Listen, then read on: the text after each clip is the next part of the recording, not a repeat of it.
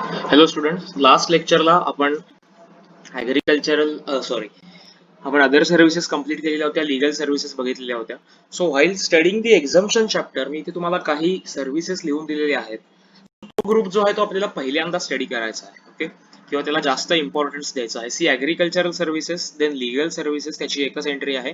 त्याच्यानंतर educational services, transportation of goods and transportation of passengers, दोन्ही entries. Then artist, त्याची एक एंट्री आहे. स्पोर्ट्स रिलेटेड 2 एंट्रीज होत्या. Health care services. सो हा जो ग्रुप आहे, हा कोअर ग्रुप आहे एक्झम्पशनचा. हा तुम्हाला पहिल्यांदा स्टडी करायचा, ह्याला हायेस्ट प्रायोरिटी द्यायची. एवढ्या सर्व्हिसेस तरी बेसिकली झाल्याच पाहिजे. ओके, मग तुमच्याकडे टाइम शिल्लक आहे रिव्हिजनसाठी, की तुम्हाला मग पुन्हा जास्त अभ्यास करायचा आहे, तर मग अदर सर्व्हिसेसचा एक पार्ट आहे तो कव्हर करायचा. नॉन प्रॉफिट सर्व्हिसेसची एक एंट्री होती ती कव्हर करा. त्याच्यानंतर बँकिंग आणि इन्शुरन्स रिलेटेड जे एक सर्व्हिसेस आहेत त्या 2 पॉइंट्स आहेत ते कव्हर करा. सो ह्याला थोडी लेस प्रायोरिटी द्या. हे जे आहे त्याला ए कॅटेगरी मार्क करा, की ह्या सर्व्हिसेस एक्झम्पशन चॅप्टर मधल्या आमच्या मिनिमम झाल्याच पाहिजे. ओके, त्यातल्या आपण हेल्थ केअर कव्हर केलेला आहे, स्पोर्ट्स, आर्टिस्ट कव्हर केलाय, ट्रान्सपोर्टेशन कव्हर केलंय, एज्युकेशनल कव्हर केलं, लिगल कव्हर केलं. So now we are starting with the agricultural related services. So ऍग्रिकल्चरच्या रिलेटेड ज्या ज्या सर्व्हिसेस आहेत त्या एंट्रीज इथे क्लब केलेल्या आहेत. सी अप्रॉक्सिमेटली 6 ते 7 एंट्रीज त्यांनी कव्हर केल्या आहेत. ते आपण 1 by 1 स्टडी करणार आहोत. Okay, so first entry, services by way of loading, unloading, packing, storage और warehousing of rice. So basically there is difference between paddy and rice. Paddy म्हणजे जे आपलं ऍक्च्युअली कट केलेलं धान्य असतं, ज्याला तुसांमधला भात असं म्हणतो, आणि राईस हे काय आहे की जे पॉलिश करून जो ऍक्च्युअली आपल्यापर्यंत शॉप मधून आपल्याकडे येतो त्याला राईस म्हणतात. सो आता इथे काय एक्झम्पशन दिलेलं आहे, तर लोडिंग, अनलोडिंग, पॅकिंग, स्टोरेज किंवा वेअर हाऊसिंग जे आहे राईसचं, याला सुद्धा एक्झम्पशन आहे. Actually rice is not agricultural produce. Rice हा ऍग्रिकल्चरल प्रोड्यूस मध्ये येत नाही. Paddy is agricultural produce. Paddy म्हणजे काय, जी भाताची पेंड बांधली जाते, ती त्यांनी इथे आपल्याला एक डायग्राम दाखवले. So it is agricultural produce. Rice हे ऍक्च्युअली ऍग्रिकल्चरल प्रोड्यूस नाहीये. स्टील राईसचं जे लोडिंग, अनलोडिंग असेल किंवा वेअर हाऊसिंग असेल, पॅकिंग असेल, याला एक्झम्पशन प्रोव्हाइड केलेलं आहे. Okay, so this service is exempted in GST. 24A entry number बघा, services by way of warehousing of minor forest produce. So जे मायनर फॉरेस्ट प्रोड्यूस असेल म्हणजे काय, तो वनोत्पादन ज्याला म्हणतात किंवा वनोद्योग जिथे असतो, तिथे आदिवासी लोक किंवा जे ज्यांचं उत्पन्न त्याच्यावरती अवलंबून आहे, ते जंगलांमधून किंवा वनांमधून काही प्रोड्यूस घेऊन तो सेल आउट करून उपजीविका करतात. सो असं जे मायनर फॉरेस्ट प्रोड्यूस असेल, मग फॉरेस्ट प्रोड्यूस मध्ये काय, एक तर टिंबर येईल, म्हणजे जे लाकूड असतं ते येऊ शकेल, किंवा मग हनी येऊ शकेल. ओके, सो यासारखे जे फॉरेस्ट प्रोड्यूस आहेत त्यांचं जे मायनर फॉरेस्ट प्रोड्यूसचे वेअर हाऊसिंग आहे, की जे मोठ्या प्रमाणावर होत नाही, खूप छोट्या प्रमाणावर असतं. सो ती सर्व्हिस सुद्धा बाय अमेंडमेंट त्याच्यात 24A नावाची सिरियल नंबर इंट्रोड्यूस केलाय.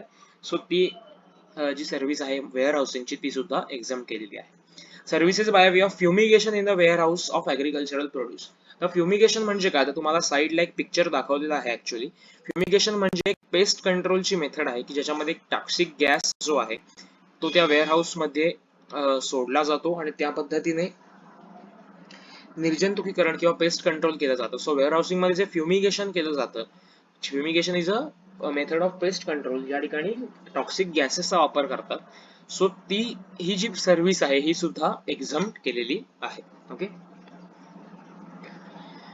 नाऊ कम टू ह्या 3 एंट्रीज आपण बघितल्या, ह्या होत्या वेअर हाऊसिंगशी रिलेटेड. कारण पहिलं होतं राईसचं वेअर हाऊसिंग, सेकंड होतं मायनर्स फॉरेस्ट प्रोडक्टचं, आणि थर्ड होतं फ्युमिगेशन वेअर हाऊसिंग मध्ये केलेलं. आता हे ऍग्रिकल्चरची मोठी एंट्री बघण्यापूर्वी आपण 55A वरती येऊया. Services by way of artificial insemination of livestock other than horses. आता आर्टिफिशियल इन्सेमिनेशन म्हणजे काय, तर ज्याला आपण पैदास केली जाते काही प्राण्यांची. से फॉर एक्झाम्पल कुक्कुटपालन जिथे असतं, जिथे हेन्स रिप्रोडक्शन केलं जातं. सो आर्टिफिशियली त्यांच्यामध्ये रिप्रोडक्शन जे आहे ते प्राण्यांमध्ये केलं जातं to build that livestocks, त्याच्यामुळे त्याचा व्यापार करणं सोपं जातं.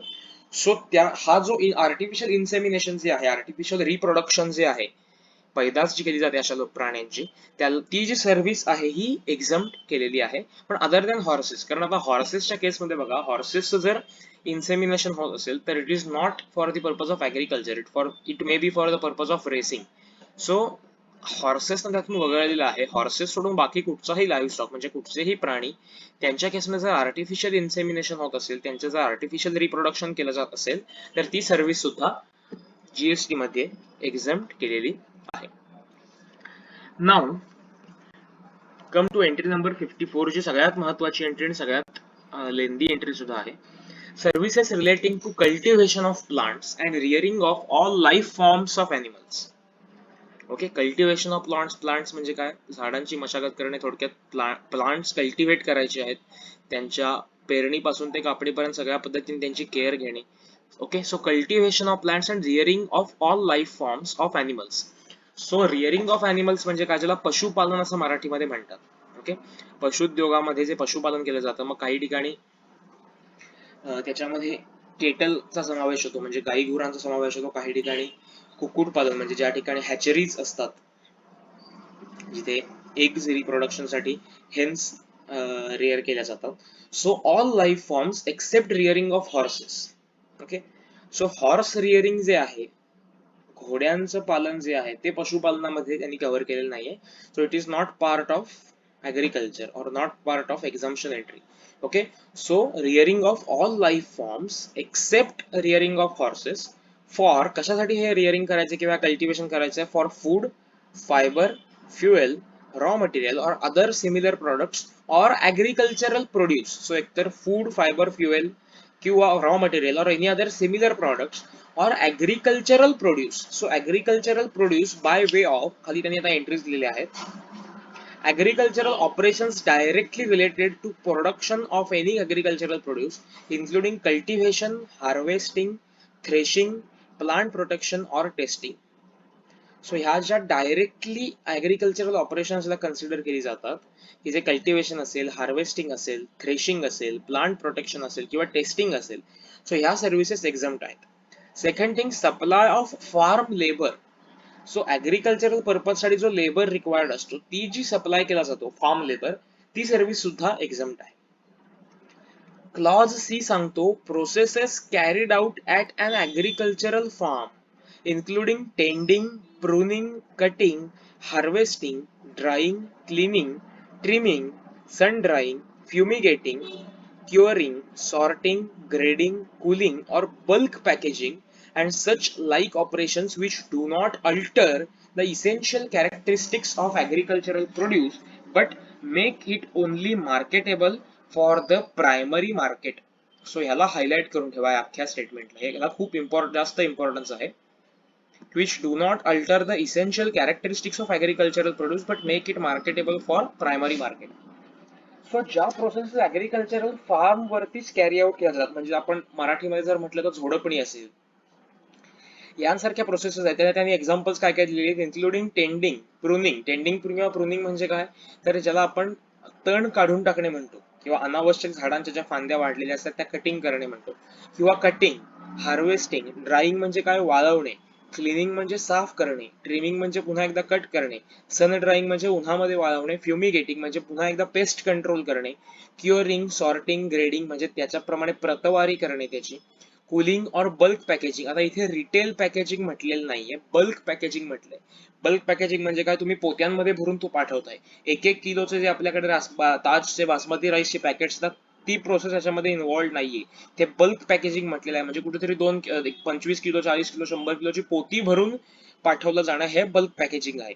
आणि रिटेल पॅकेजिंग म्हणजे काय, आपण बघितलंय 1 kg, हाफ kg, 200 ग्रॅम्स, ह्याच्यामध्ये जे पॅकिंग करून आपल्याला ऍक्च्युअली शॉपमध्ये जे धान्य मिळतं त्याला रिटेल पॅकेजिंग म्हणतात. सो रिटेल पॅकेजिंग आणि बल्क पॅकेजिंग मध्ये फरक आहे. Okay, and such like operation. So हे ऑपरेशन्स इन्क्लुसिव्ह आहे, डेफिनेशन जी आहे ती इथे संपत नाही. या पद्धतीच्या बऱ्याच ऑपरेशन्स याच्यामध्ये समावेश होतो. पण या ऑपरेशन्सची महत्वाची गोष्ट काय आहे, की यामुळे ते जे प्रॉडक्ट आहे, ते जे ऍग्रिकल्चरल प्रोड्यूस आहे, त्याचा फॉर्म की त्याचं इसेन्शियल कॅरेक्टरिस्टिक्स बदलता कामा नये. आणि इसेन्शियल कॅरेक्टरिस्टिक्स बदलायचं नाहीच आहे, पण ओनली प्रायमरी मार्केटमध्ये मार्केटेबल करण्यासाठी म्हणून ते चेंजेस आहेत. ओके, सी आता मला सांगा, समजा गव्हाचं पीक घेतलेलं आहे, तर गव्हाचं पीक आम्ही गव्हाचं धान्य झोडपणी करून वेगळं काढलंय. ओके, त्याचे दाणे आम्ही वेगळे काढलेले. आता हे काय असे आम्ही असेच घेऊन जायचे का सुटे? मग हे प्रायमरी मार्केटमध्ये जर सेल करायचे असेल तर आम्हाला काय करावं लागेल, तर आम्हाला ते पोत्यांमध्ये भरायला लागतील आणि त्याची पोती तयार करायला लागतील, एक ठराविक वजनाची किंवा ठराविक आकाराची. Okay, so this is bulk packaging which makes that wheat ready for only the primary market. फक्त प्रायमरी मार्केट साठी ते रेडी केलं जातं. ओके, लक्षात येतंय? सो त्याचं इसेन्शियल कॅरेक्टर अल्टर होता कामा नये. आता पॅडी आहे, तर पॅडी आणि राईस आपल्याला पुढे एक्झाम्पल येईल तेव्हा मी सविस्तर त्याच्यावर आपण बोलूया. किंवा दुसरं तुम्ही एखादं एक्झाम्पल घ्या की कुठचंही ऍग्रिकल्चरल प्रोड्यूस आहे, कुठचंही धान्य आहे, ते सेकंडरी मार्केटमध्ये, टर्शरी मार्केटमध्ये मार्केटेबल होता कामा नये. जी काही तुम्ही प्रोसेस करता याच्यामुळे फक्त प्रायमरी मार्केटमध्ये ते मार्केटेबल करण्यासाठी ती प्रोसेस केली गेलेली आहे, असं जर असलं तरच त्याला ती सर्व्हिसेस एक्झम्प्ट समजल्या जातील. नीट लक्षात येते, processes carried out at agricultural forms, त्या बेसिक प्रोसेसेस आहेत, त्याच्यामध्ये कुठेही सेकंडरी मार्केटमध्ये जाण्यासाठी काहीतरी रिटेल पॅकेजिंग आहे, ब्रँडिंग आहे, लेबलिंग आहे, असा काहीही प्रकार होत नाहीये. ठीक आहे, सो ही गोष्ट लक्षात ठेवा. देन फोर्थ इज रेंटिंग और leasing of agro machinery or vacant land with or without a structure incidental to its use. So basically renting और लिझिंग ऑफ ॲग्रो मशिनरी, आता ॲग्रिकल्चर रिलेटेड ज्या मशिनरीज असतात त्याच्यामध्ये cutting machine असेल किंवा नांगरणी करण्यासाठी जे ट्रॅक्टर्स किंवा अशा पद्धतीची काही मशिनरी असेल, सो ही मशिनरी जर आम्ही रेंट आउट करत असलो किंवा ही मशिनरी जर आम्ही लीज वरती देत असलो तर ही सर्व्हिस जी आहे ती बेसिकली एक्झम्प्ट कन्सिडर केलेली आहे. ओके, त्याच्यानंतर व्हेकंट लँड, रेंटिंग और leasing of vacant land with और without structure incidental to its use. So आम्ही ऍग्रिकल्चरल लँड जी आहे, जी व्हेकंट आहे, ती आम्ही रेंट आउट करत असलो तर तीही सर्व्हिस एक्झम्प्ट आहे. मग त्याच्यावरती एखादा स्ट्रक्चर असो किंवा नसो, incidental to its use, say for example मचाण बांधायची पद्धत होती पूर्वी शेतांमध्ये. ओके, सो एक प्लॅटफॉर्म बांधला जाईल उंचावरती, जेणेकरून तिथून तुम्हाला पूर्ण शेतावरती लक्ष ठेवता येईल. सो जर का अशा पद्धतीचा कुठचाही स्ट्रक्चर, मी एक एक्झाम्पल दिला, अशा पद्धतीचं कुठचंही स्ट्रक्चर असेल की which is incidental to its use, त्याचा वापर करण्यासाठी ते स्ट्रक्चर उपयोगी आहे, सो जर आम्ही ती लँड रेंटवर देत असलो तर अगेन ही सर्व्हिस जी आहे ती एक्झम्प्ट आहे. ह्याला स्टार करून ठेवा. So renting of agricultural land is again exempt. आता रेंटिंग मध्ये आपण बघितलं की रेंटिंग ऑफ रेसिडेन्शियल ड्वेलिंग आपण बघितलं होतं, सो ती सर्व्हिस एक्झम्प्ट होती. तसंच renting of agricultural land, this service is also exempt. Okay, so ह्याला स्टार करून ठेवा, इम्पॉर्टंट मार्क करून ठेवा. Then loading, unloading, packing, storage और वेअरहाउसिंग ऑफ ऍग्रिकल्चरल प्रोड्यूस. आता इथे मगाशी आपण राईस साठी बघितलं, तसंच ऍग्रिकल्चरल प्रोड्यूस साठीचं loading, unloading, packing, storage, warehousing जे आहे ते त्यांनी एक्झम्प्ट केलेलं आहे. आता बेसिकली ऍग्रिकल्चर म्हणजे काय, तर ऍग्रिकल्चर म्हणजे कल्टिवेशन ऑफ प्लांट्स, त्यांनी आपल्याला मगाशी सांगितलं. Cultivation of plants for rearing of all life forms for food, fibre, fuel, then raw material. Okay, agricultural produce म्हणजे काय, तर any produce of agriculture on which either no processing is done or such processing is done is which is usually done by cultivator or producer which does not alter its essential characteristics but makes it marketable for primary market. I think त्यांनी definition आपल्याला खालती दिलेली असेल analysis part मध्ये. Yes, agricultural produce म्हणजे काय, तर agricultural produce means the produce out of cultivation of plants and rearing of all life forms of animals except the rearing of horses for food, fiber, fuel, raw material or other similar products on which either no further processing is done. त्याच्यावर काही प्रोसेसिंगच झालेलं नाहीये, ते as plants मधून plug केलं गेलंय किंवा trees वरून प्लग केलं गेलं आहे आणि ऍज इट इज सेल केलं जात आहे, किंवा अशा पद्धतीच्या प्रोसेसेस केल्या गेलेल्या आहेत की ज्याच्यामुळे, ज्या प्रोसेसेस बेसिकली कल्टिव्हेटर किंवा प्रोड्युसरच करतो, म्हणजे ते मी कुठेतरी करतोय आणि मग ते दुसरीकडे कोणाला तरी देतोय आणि मग तो मला करून देतोय, असं होत नाहीये. जनरली प्रोड्युसर जे आहेत, कल्टिव्हेटर्स जे आहेत, तेच त्या प्रोसेसेस कॅरी आउट करतात आणि ज्याच्यामुळे त्याचं इसेन्शियल कॅरेक्टर चेंज होत नाही, पण फक्त प्रायमरी मार्केटसाठी त्या रेडी होतात. सो मगाशी ज्या सर्व्हिसेस आपण बघितल्या त्याच सर्व्हिसेस त्याच्यावरती कॅरी आउट झालेली असतात. तर एक्झाम्पल्स काय काय येतील, say for example tomato is a agricultural produce but tomato ketchup is not agricultural produce. Okay, potato is an agricultural produce. Potato chips is not agricultural produce. Sugar cane, तुमचा ऊस हे agricultural produce आहे, पण sugar किंवा jaggery हे agricultural produce नाहीये. Then food grains जे असतात किंवा रॉ कॉटन आहे, रॉ कॉटन हे परत ऍग्रिकल्चरल प्रोड्यूसच एक्झाम्पल आहे. पण जिंट किंवा बेल्ट कॉटन जो असतो, जे आपल्याकडे येऊन साफ करून त्याची प्रोसेस करून आपल्याकडे जे गठ्ठे येतात आपण जे मेडिकल पर्पज साठी यूज करतो, सो तो जो कॉटन आहे तो जिंट किंवा बेल्ट कॉटन असतो. सो त्याच्यावरती प्रोसेस होते आणि ही प्रोसेस त्याचं इसेन्शियल कॅरेक्टर अल्टर करते. सो रॉ कॉटन म्हणजे काय, त्याची कापसाची बोंड असतात जी ऍक्च्युली शेतामधून काढली जातात. So it is agricultural produce, पण त्याचं जिनिंग आणि बेलिंग जे होतं, so that process is not primary process. that process makes that cotton ready for secondary market. So that ginned or baled cotton is not agricultural produce.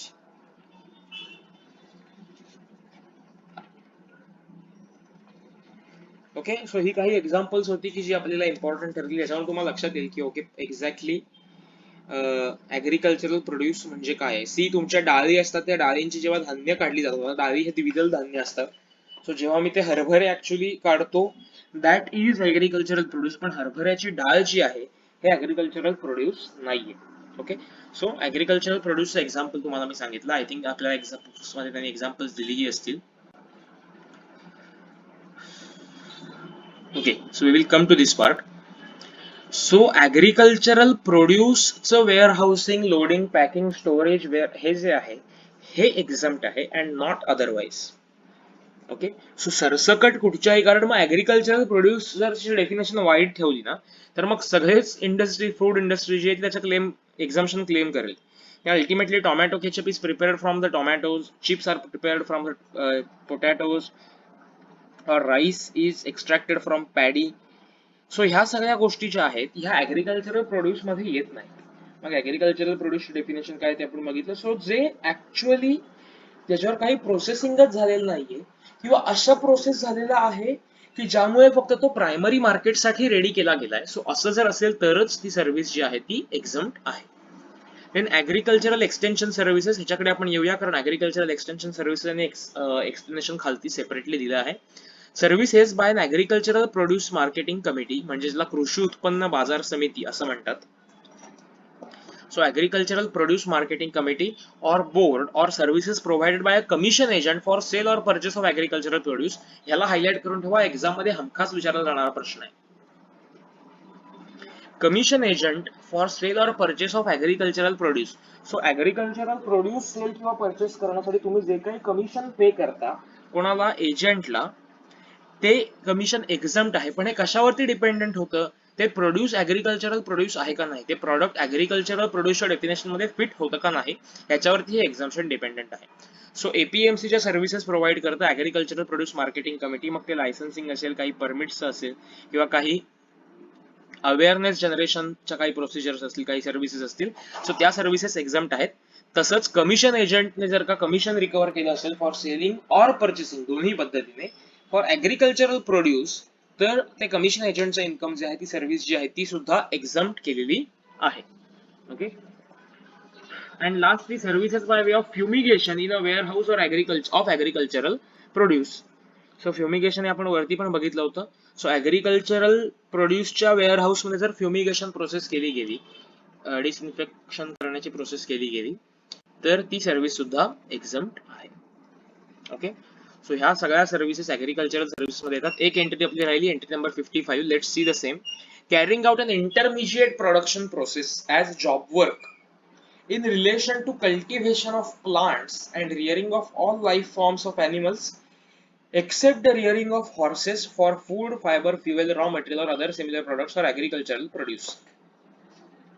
ती मी त्यांनी वरचीच definition copy paste केलेली आहे आणि ह्याच ऍग्रिकल्चरल प्रोड्यूस साठी या life forms, rearing of all life forms of animals साठी जर का intermediate production process as job work carry out केली गेली तर ही सर्व्हिस जी आहे ती एक्झम्प्ट कन्सिडर केलेली आहे. ओके, सो ऍग्रिकल्चर रिलेटेड जे जॉब वर्क आहे, जी इंटरमिजिएट प्रोडक्शन प्रोसेस आहे, ही सुद्धा एक्झम्प्ट केलेली आहे. Now let's move to the analysis given by ICAI. Life forms त्यांनी एक्झाम्पल दिले, ब्रीडिंग ऑफ फिश असेल, सिल्कवर्म्स असेल किंवा कल्टिवेशन ऑफ ऑर्नामेंटल फ्लॉवर्स असेल, फ्लोरिकल्चरला म्हणतात, किंवा हॉर्टिकल्चर असेल, फॉरेस्ट्री असेल. सो या सगळ्याचा समावेश पशुपालन या टर्म मध्ये होतो. देन ऍग्रिकल्चरल प्रोड्यूस म्हणजे काय याची डेफिनेशन त्यांनी दिलेली आहे. देन एंट्री 54 च्या अंडर एक्झम्पशन्स कशा कशाला मिळत आहेत. See, entry 54 exempts the agricultural operations directly related to production of any agricultural produce such as cultivation, harvesting, threshing, plant protection or testing. Further, the process is carried out at an agricultural farm including tending, pruning, cutting, harvesting, drying, cleaning, trimming. तेच repeat केलेलं आहे. Operations which do not alter the essential characteristics हे महत्वाचं आहे. So in view of the above इथे महत्वाचा सुरू होता the following processes are outside the purview of entry and thus are liable to GST. So process which alters the essential characteristics of the agricultural produce. So for instance, potato chips or tomato ketchup, मी आपण मगाशी example बघितली तीच, are manufactured through processes which alter the essential characteristics. So त्या processes taxable आहेत.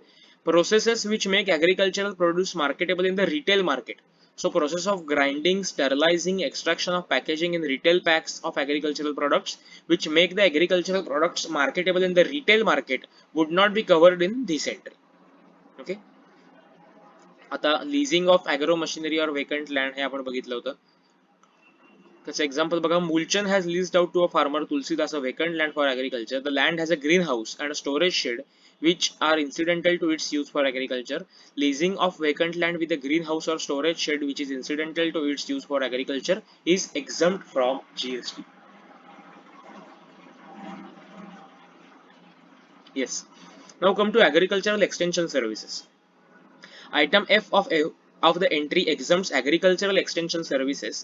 The said services have been defined under the notification to mean the application of scientific research and knowledge to the agricultural practices through farmer education or training. The main objective of agricultural extension services is to transmit latest technical know-how to farmers.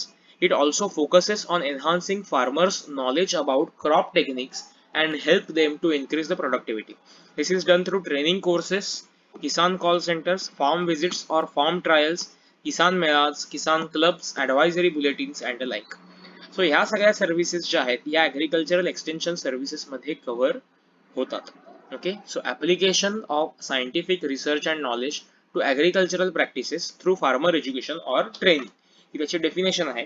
थोडक्यात ते actually करणार काय, तर ते कुठेतरी त्यांचे training courses घेणार, त्यांच्याकडे फार्म व्हिजिट्स कंडक्ट करणार, त्यांना त्यांचे क्लब्स फॉर्म करणार. सो या ज्या सगळ्या सर्व्हिसेस आहेत त्यांना ऍग्रिकल्चरल एक्सटेन्शन सर्व्हिसेसच्या अंडर क्लब केलेला आहे आणि ऍग्रिकल्चरल एक्सटेन्शन सर्व्हिसेस या एक्झम्प्टेड आहेत अंडर जीएसटी.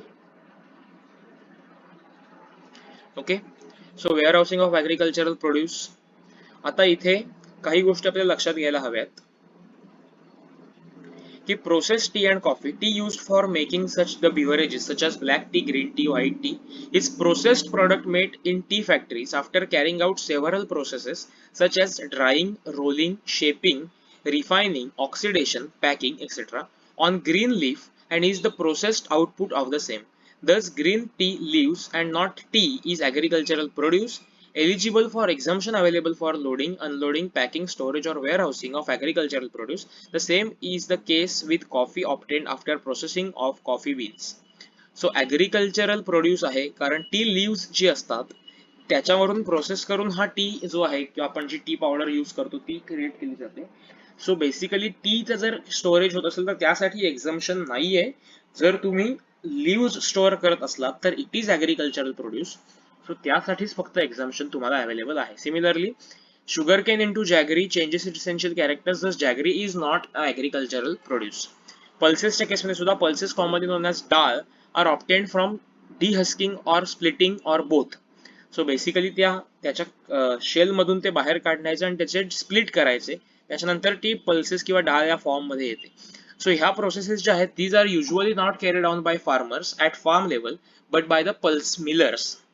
सो त्यासाठी वेगळ्या गिरण्या असतात ज्या ठिकाणी ते नेऊन त्या मिल मध्ये नेऊन तुम्हाला ह्या गोष्टी प्रोसेस करून मिळतात. सो या पल्सेस ज्या आहेत त्या ऍग्रिकल्चरल प्रोड्यूसच्या डेफिनेशन मध्ये येत नाहीत, पण होल पल्स ग्रेन्स जे असतात होल ग्रॅम राजमा की जे स्प्लिट केलेले नसतात पूर्ण आहे तसाच फॉर्मॅटमध्ये असतो. So these are covered in the definition of agricultural produce. लक्षात येतं याच्यावर प्रोसेस झालेली नाहीये. जो होल पल्स या फॉर्म मध्ये आहेत, जे होल पल्स ग्रेन्स या फॉर्म मध्ये आहेत ते ऍग्रिकल्चरल प्रोड्यूस मध्ये इन्क्लूड केलेले आहेत. नाऊ एंट्री नंबर 55 च्या नांदी custom milling of paddy into rice. So he process महत्वाची आहे. ही प्रोसेस बघून आपली ऍग्रिकल्चरलची एंट्री जी आहे ती इथे एंड होते. Now listen carefully. Carrying out an intermediate production process at job work in relating to cultivation of plants and rearing of all life forms. So this process is exempt under GST. Milling of paddy is not an intermediate production process in relation to cultivation of plants. It is a process carried out after the process of cultivation is over and paddy has been harvested. Further, processing of paddy into rice is not usually carried out by cultivators but by rice millers. Milling of paddy into rice also changes its essential characteristics. Therefore, milling of paddy into rice cannot be considered as an intermediate production process in relation to cultivation of plants for food, fiber or other similar products or agricultural produce. See, हे आपल्याला इथे चित्र दिलेलं आहे. So this is paddy. Okay, paddy म्हणजे काय, जे जो भात अजूनही तुसांमध्येच आहे त्याला पॅडी असं कन्सिडर केलं जातं. And this is rice which is polished and it is dehusk from the shells and this is flour. Okay, so आता ज्या वेळेला तुम्हाला job work in relation to agricultural प्रोड्यूसला एक्झाम्पशन दिलेलं आहे, सो ही जी प्रोसेस आहे की पॅडीचं कन्व्हर्जन मिलिंग राईस मध्ये करणं, सो ही प्रोसेस ऍग्रिकल्चरल प्रोड्यूसचा पार्ट होतो का? सो त्यांनी बेसिक एंट्रीमध्ये काय सांगितलं की ही जी प्रोसेस आहे ती केव्हा कॅरी आउट केली जाते, तर it is a process carried out after the process of cultivation is over. ज्यावेळी पॅडीचं कल्टिव्हेशन पूर्ण होतं, पॅडीचं म्हणजे कल्टिव्हेशन इन द सेन्स त्याची काय ऍग्रिकल्चरल फार्मिंग प्रोसेस होते, त्या सगळ्या कम्प्लीट झाल्यानंतर ही प्रोसेस असते. सो ही जी फर्दर पुढे ते काय म्हणतात की processing of paddy in to rice is not usually carried out by the cultivators but by rice millers. So generally हे कल्टिव्हेटर्स नाही करत, त्यासाठी राईस मिल्स वेगळ्या असतात. सो त्या ठिकाणी ही प्रोसेस केली जाते. मग milling of paddy into rice ही त्याचं इसेन्शियल कॅरेक्टर चेंज करतं, त्याला मार्केटेबल फॉर सेकंडरी मार्केट करतं किंवा रिटेल मार्केटसाठी मार्केटेबल करतं. So this process is not exempt, this process is taxable. Okay, so त्यांनी शेवटच्या स्टेटमेंटमध्ये घेतले is not eligible for exemption under entry 55. So याला स्टार करून त्यासाठी वेगळं क्लॅरिफिकेशन आलेलं होतं, सर्क्युलर आलेलं होतं. नंबर पण दिलेला, सर्क्युलर नंबर लक्षात ठेवण्याची गरज नाही, पण ही प्रोसेस जी बेसिक आहे ती लक्षात ठेवायला हवी की custom milling of paddy into rice this is not eligible for exemption. So या ठिकाणी आपला ऍग्रिकल्चरल ऍक्टिव्हिटीजचा जो सगळा काही पार्ट होता हा कम्प्लीट झालेला आहे. Okay, so in next lecture we will complete the remaining parts of एक्झम्पशन.